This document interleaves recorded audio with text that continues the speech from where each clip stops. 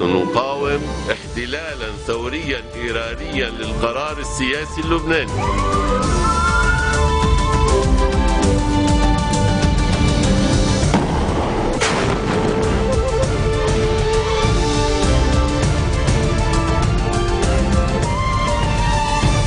Good afternoon and thank you for joining us on FutureTV. I'm Linda Tamim and these are today's top stories. March 14 urges the formation of a new cabinet to avoid the spread of chaos following the recent attacks on the army. One Lebanon launches a concert in the name of unity in Lebanon. And a British surgeon volunteering in Syria as an emergency doctor dies in a Syrian jail. The March 14 General Secretariat says the assailants attacking the Lebanese army are considering the military a target to spread chaos in the country, appealing for the formation of a new cabinet to confront saboteurs. Following its weekly meeting, the General Secretariat said the most dangerous aspect of the latest assault on the army was the criminals' attempts to spread chaos in Lebanon and destroy an institution of hope for the sovereignty of the state. The conferees condemned the malicious attempts to create insecurity, saying they were eager to protect the army and the state. The March 14 General Secretariat urged President Michel Sleiman and Prime Minister-designate Tamam Salam to form a government capable of running the country's affairs, insisting that such a cabinet will prevent chaos. President Michel Sleiman vows to eliminate terror attacks on Lebanon and punish those harboring terrorism after several deadly car bomb attacks hit the country. Sleiman stressed the need to confront these attacks strongly and decisively and to pursue and arrest those responsible for them. His remarks came during separate meetings at Babda Palace with Interior Minister Marwan Sherbel and Army Commander General Jean Ahwaji. Sherbel and Ahwaji briefed Sleiman on the latest developments regarding the shooting incident along the Lebanon-Israel border, as well as terror attacks on the Lebanese army on Awali, the northern entrance of Sidon. The president was also briefed on the situation in East Lebanon following Tuesday's suicide car bomb attack close to a Hezbollah training camp near Baalbek.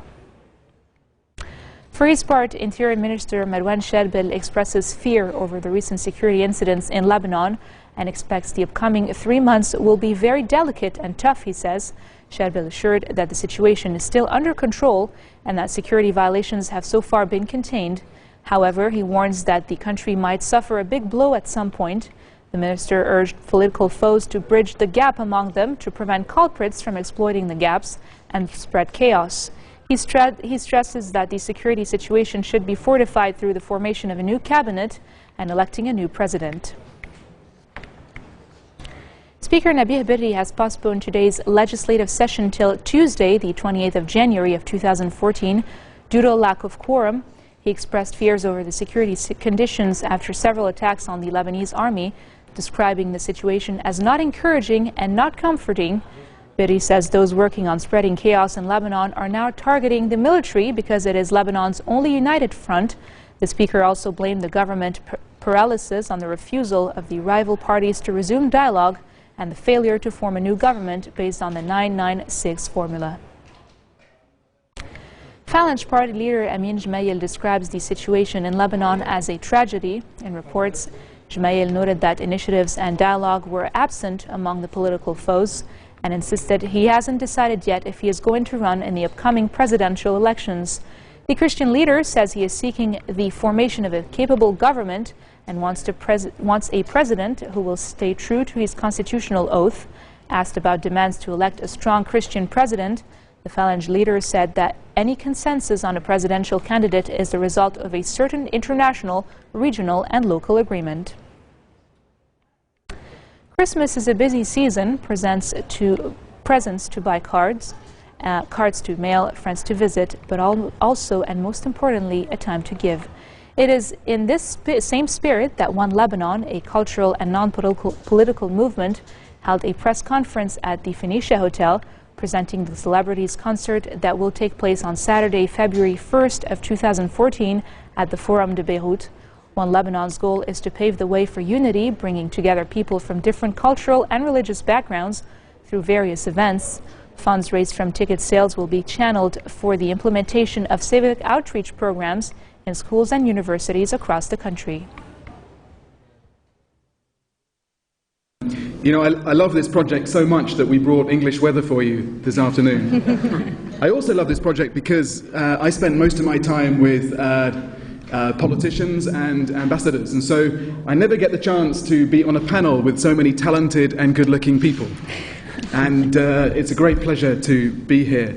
I remember when I was a teenager, the defining event of those years was when the best musicians, artists, celebrities, public figures came together in Britain for Live Aid.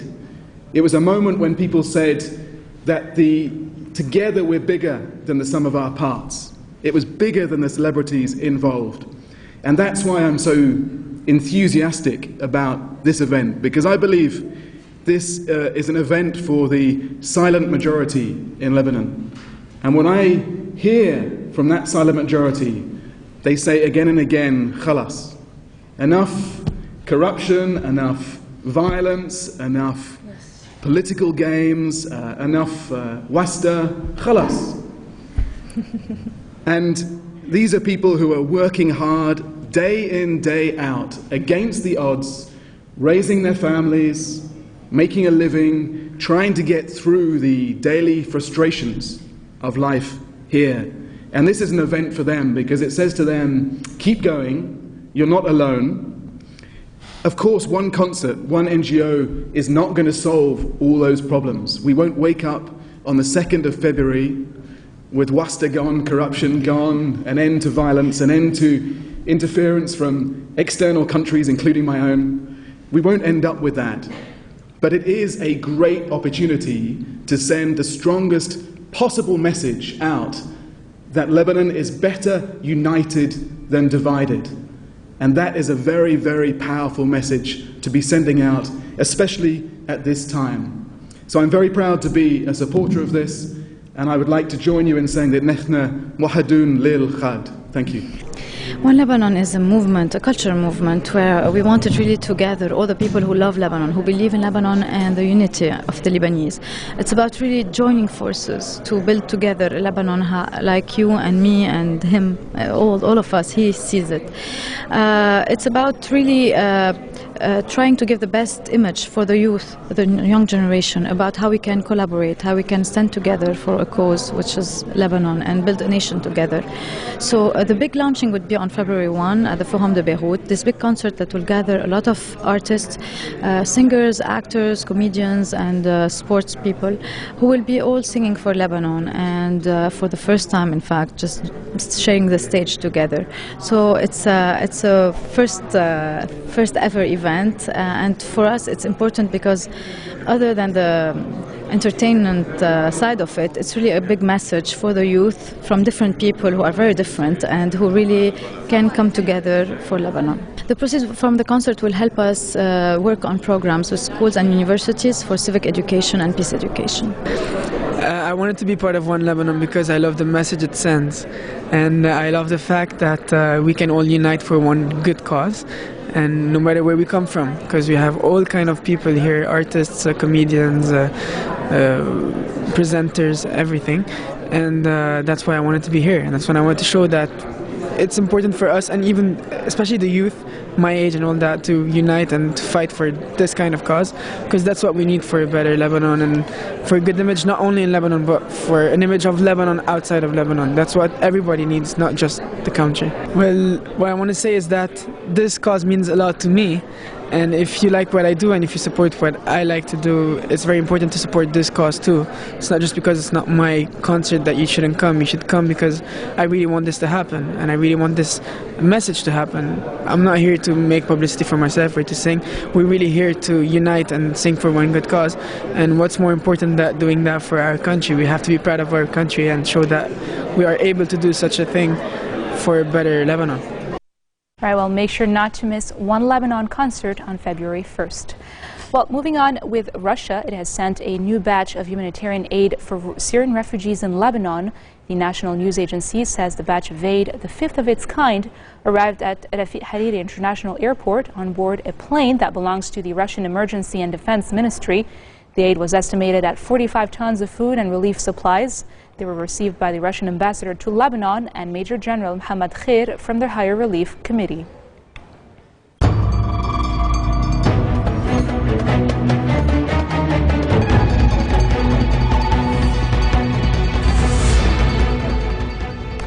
A British surgeon volunteering in Syria as an emergency doctor has died in a Syrian jail.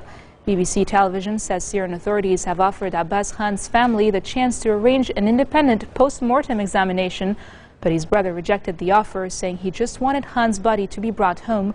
Khan traveled to the northern city of Aleppo last year to help civilians, but was captured by the Syrian regime, and his family announced he had died in detention. Syria's deputy foreign minister says the father of two had committed suicide, but Britain accused President Bashar al-Assad's regime of effectively murdering him. And coming up next, two lucky winners hit the second biggest lottery jackpot in U.S. history. More details after the break.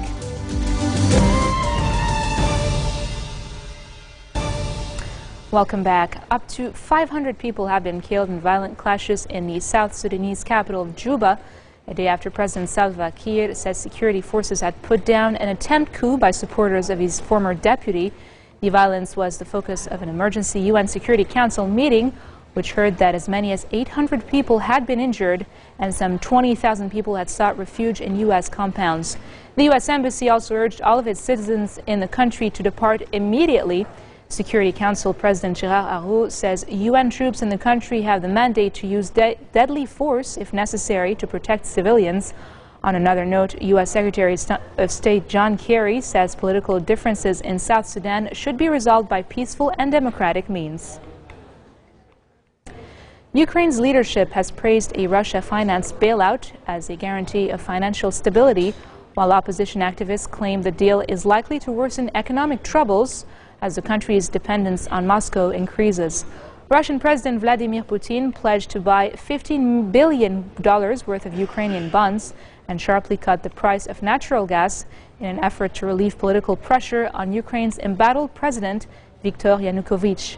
His decision last month to opt for a deal with Russia triggered a wave of demonstrations in Independence Square in the country's capital of Kiev.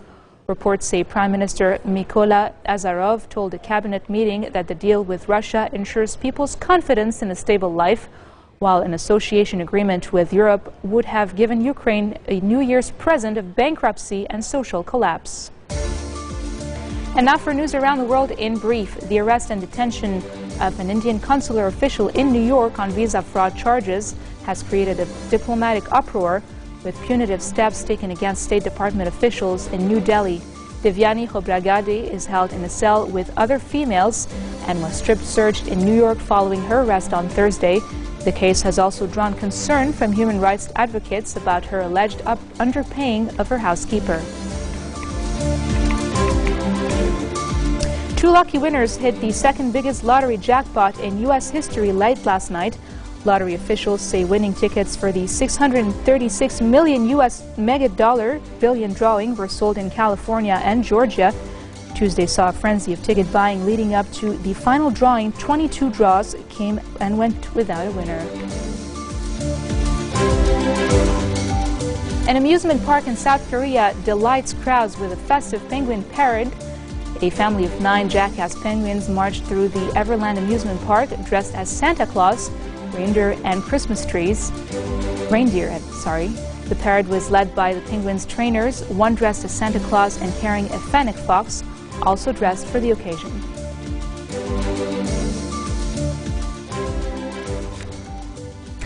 Toronto Mayor Rob Ford dances to Bob Marley's One Love on the floor of Toronto City Council chambers.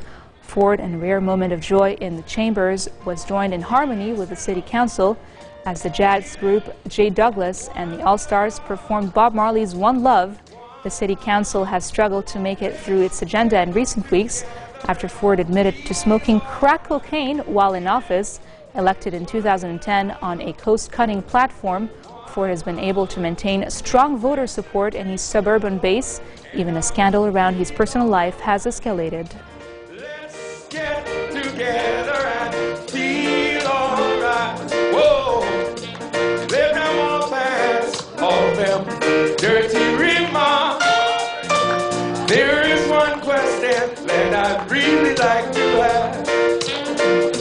Is there a place for this hopeless enough? And on that musical note, we end our bulletin for today. Now for a reminder of our headlines. March 14 urges the formation of a new cabinet to avoid the spread of chaos. following the recent attacks on the army. One Lebanon launches a concert in the name of unity in Lebanon.